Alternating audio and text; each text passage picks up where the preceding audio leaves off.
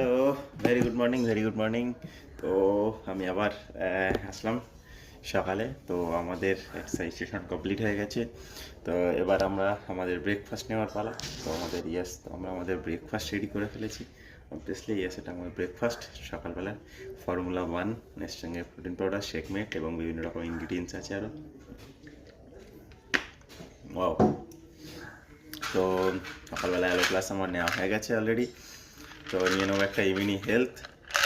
এটা আমি দুটো করে নিয়ে থাকি দিনে। ব্যাস,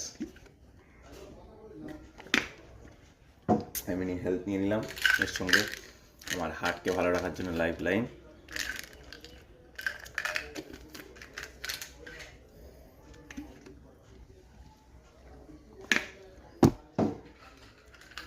এবং সেল অ্যাক্টিভেটার।